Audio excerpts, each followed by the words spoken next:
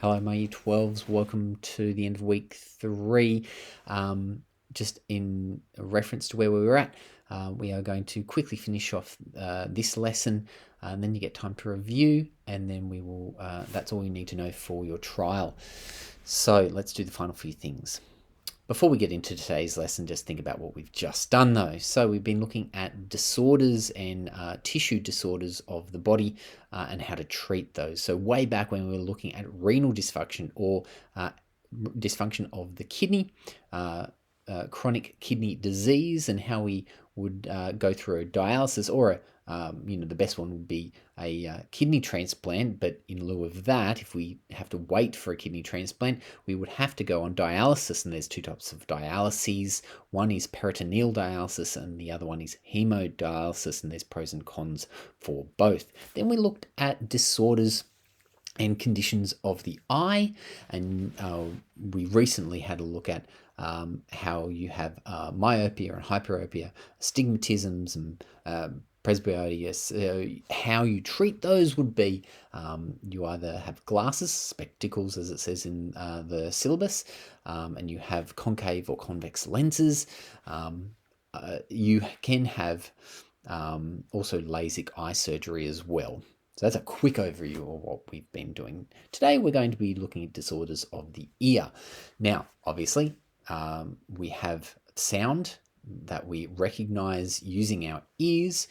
Reminder of how that works. We've got sound waves, which is a compression wave or a longitudinal wave that is produced by something, including this speaker here, and it compresses the air particles, so that makes this compression point, or compression and refraction, where there's a minimal and they bump into each other. So essentially they're moving back and forward. They're not air particles aren't just flowing into your ear and then pushing on something in your ear, because then it would be like someone blowing into your ear all the time to hear sound. That's not the way it works. The compression wave actually moves the energy of those particles forward, but the actual air particle just moves back and forth. It's essentially saying it's moving parallel that way, seeing the wave of energy. The wave is going this way, so too back and forth is the air particle, as opposed to transverse waves, like we know in terms of light waves, is transverse waves where it goes perpendicular to it, just as a reference point. So we want to hear sound. Fantastic. How do we actually hear sound via these sound waves that are coming into our ear? All right, let's have a look at it. So here's quite a detailed image, and we're going to go through that a little bit more. So firstly, there's a few things here that we don't need, but it's just in terms of reference points. We have our pinna, or our auricle, which is the outside of our ear, and then you've got your temporal bone, which is your skull here, and then here's your skull all throughout here, right? So this is your outer ear to this point.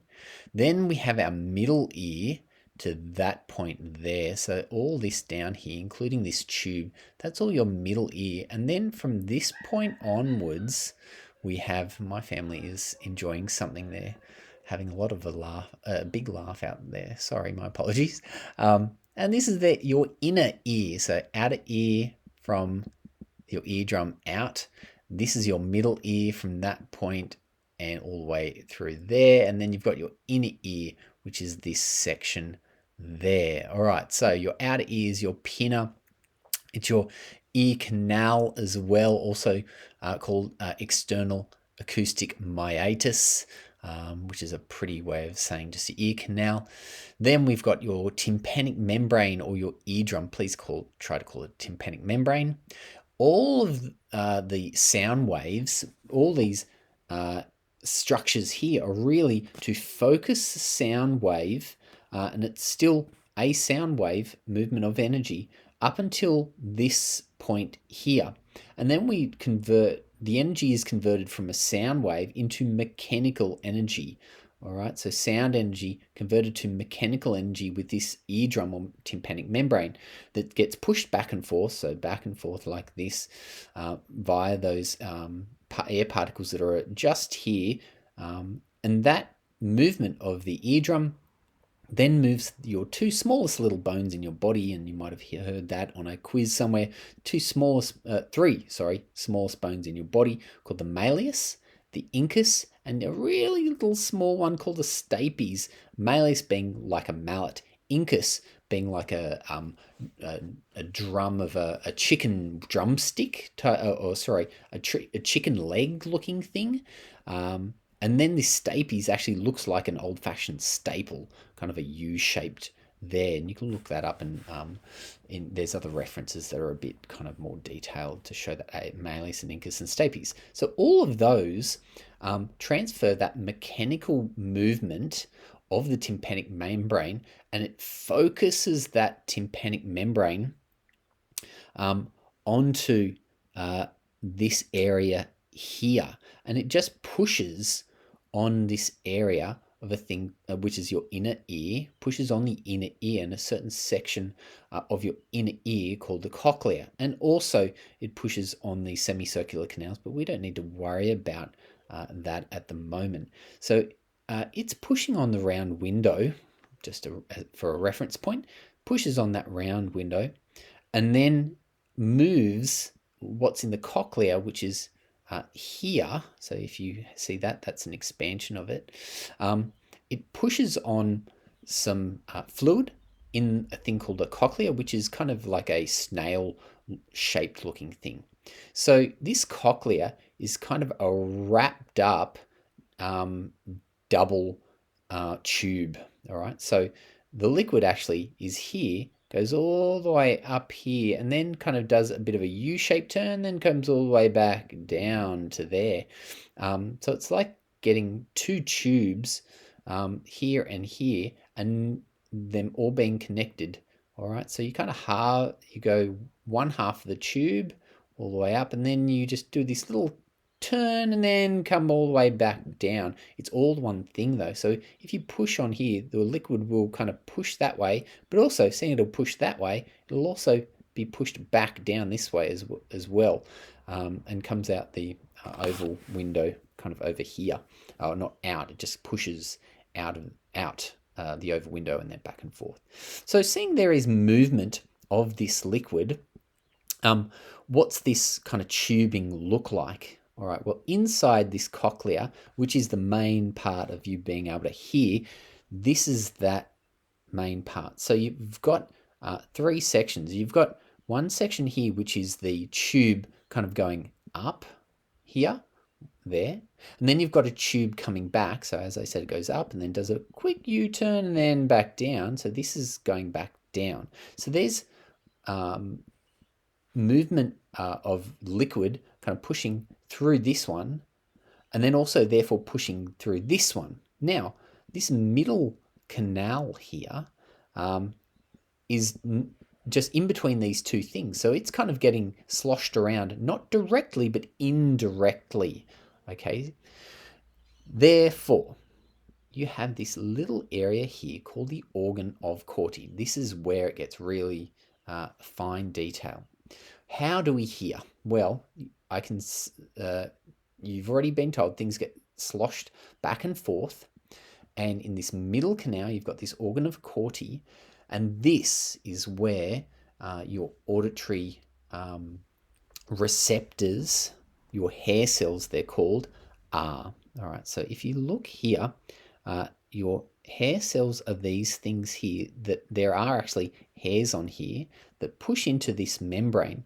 Now, this membrane just moves back and forth because of the movement of the liquid in this one, because there's movement of liquid in this one, and these hair cells, due to this movement of this membrane, just get stimulated back and forth because of that movement.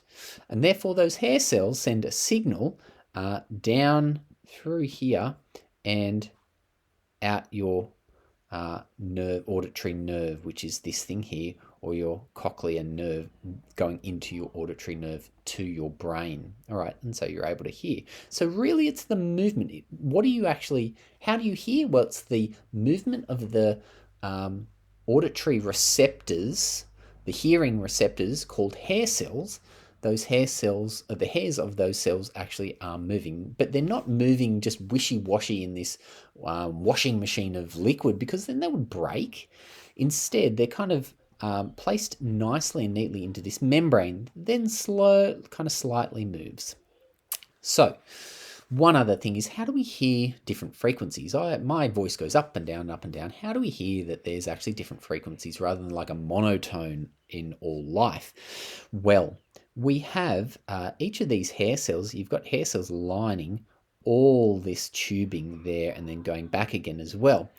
They are act and they only vibrate, well, the area anyway, this tectorial membrane, it only vibrates at certain pitches or certain frequencies. Okay, so at a low pitch, let's go to a high pitch.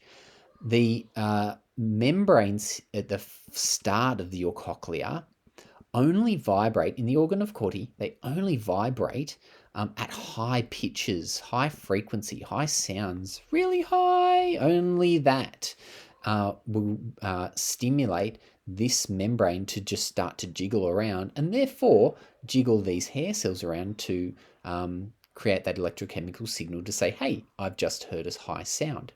And it gets a lower and lower and lower and lower and lower frequency and pitch, so that here we hear, and that's where you hear low sounds. Low sounds essentially are there as well, just in terms of movement, but the hair cells and the membrane only kind of vibrates due to those low sounds at this point. So I'll let you into a little secret. I've lost my hearing in certain frequency ranges. So frequency, if you remember, high frequency, high sounds, high frequencies, humans can hear between 10 hertz. 10 hertz to about 20,000 hertz.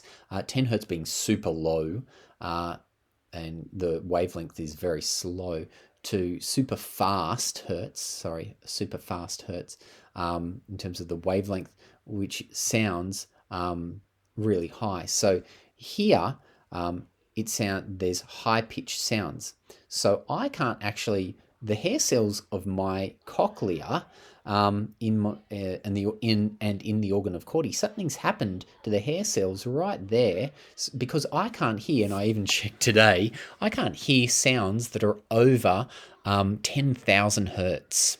And you can even look that up. Be careful. You're asked to do a bit of a hearing test in one page of Blitzing Bio. Just be careful, because it can hurt if you're not very careful. If you have anything wrong with your ears, please don't do that hearing test, because we're not professionals, so we don't want to hurt our ears. But if really, really, really high pitched sounds, I start to lose the high pitched sound, and all my family was going, Dad, what is that sound? It's super high, and I couldn't hear a thing. So over 10,000 hertz frequency of sound, I cannot hear. It's too high pitched for me, because I've listened to way too much music that's too loud, and it's actually broken something in terms of the hair cells here. But here, up here, seeing there's so much movement, seeing it's pushing that into that round window, that stapes is pushing all the time, the hair cells at the start can get broken a lot more easily than kind of right at the end here. So my the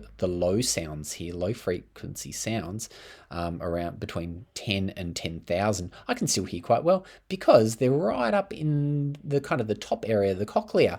But my high pitched sounds, which we can hear, and you hear down at the start of that cochlea there, are broken for me. Hopefully not for you.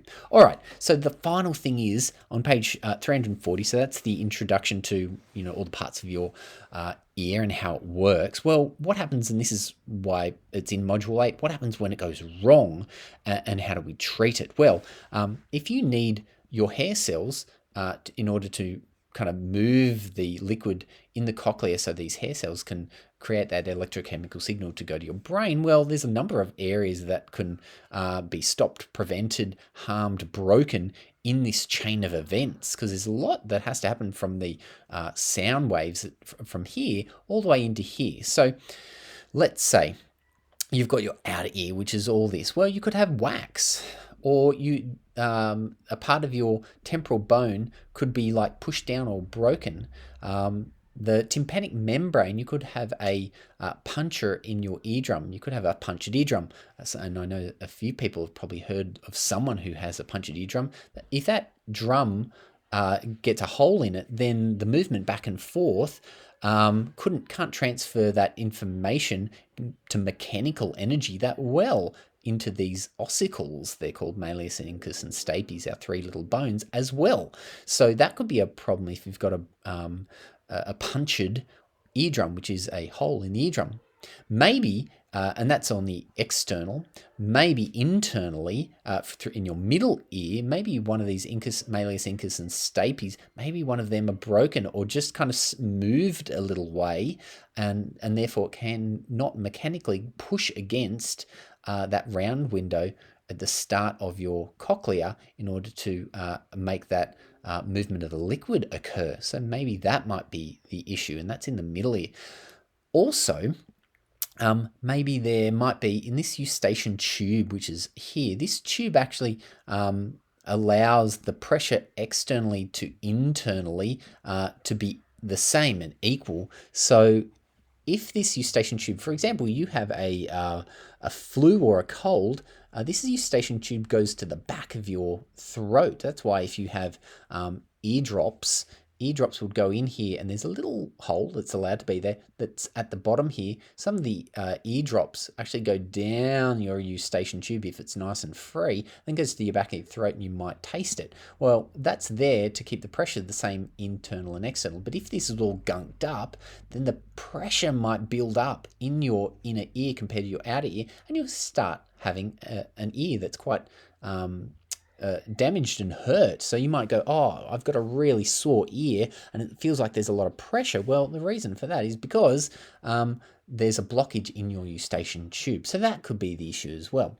Another issue is, and this is generally speaking one of the main issues, is that your hair cells or your cochlea, there could be a neurocochleal issue, and that neurocochleal issue could be a problem because those hair cells are broken just like mine.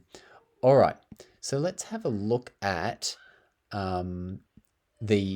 obviously, you can probably hear my kids having a whale of a time. They're actually laughing their heads off outside.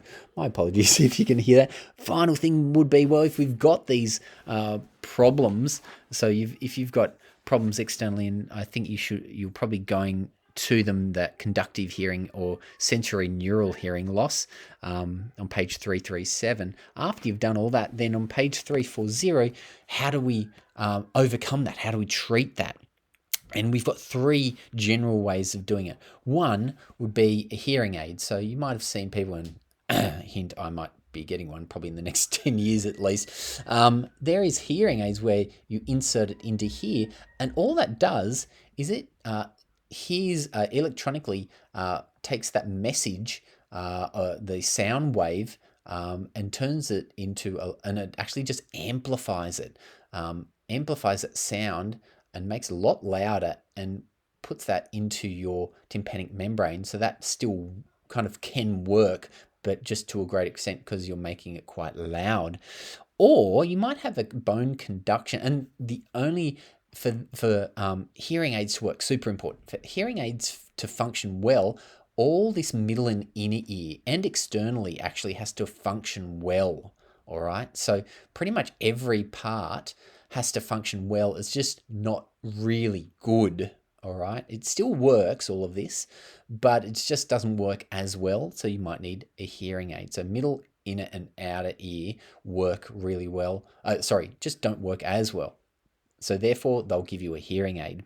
If your outer ear doesn't work well for some reason, you've got some issue, but your middle and your inner ear works fine, then you could have, instead of a hearing aid won't work for that, because if there's a blockage or something's happening here, or your tympanic membrane doesn't work, well, a hearing aid won't work. So then they have to give you a bone conduction implant.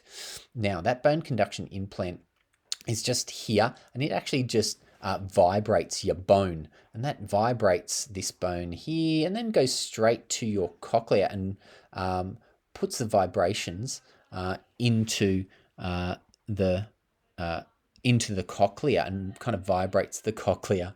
And last one, so that's bone conduction. The last one is cochlear implant. Now, that's a really, really special one. Cochlear implant assumes that, as opposed to hearing aid, that most things have to work, or bone conduction implant, that doesn't work, but the middle and inner ear has to work okay. Cochlear implant assumes that all of that whole mechanism, something there, the whole thing, especially all the way up to the cochlea or your hair cells, are not functioning properly. So instead, for a cochlear implant, they actually implant an electrode into here and into your cochlea, which directly stimulates not the hairs, but stimulates these hair cells to send that electrochemical and makes the electrochemical signal that goes into your auditory nerve, which is there. All right. So the hair cells could be all broken, but it hence sends the hair cells. All right. I hope that was helpful. I know there's a lot in that, but just remember this is the final thing that we need to do, and you have kind of 2 lessons pretty much to finish off your disorders of the ear and disorders of the eye this week. So I've pushed it into 2 lessons, but really we've got a 3rd lesson at the end of the week. So, feel free to lag this over. In all, don't forget, I know there's a lot involved with this, but just be aware the main ideas here are, what are the issues? How do we solve those issues? And if you know what the parts of the ear or the eye or the kidneys are, then you know structurally or physiologically why that's an issue or not. All right, I hope that's helped. Get onto those pages that you've been allocated, and feel free to email me if necessary.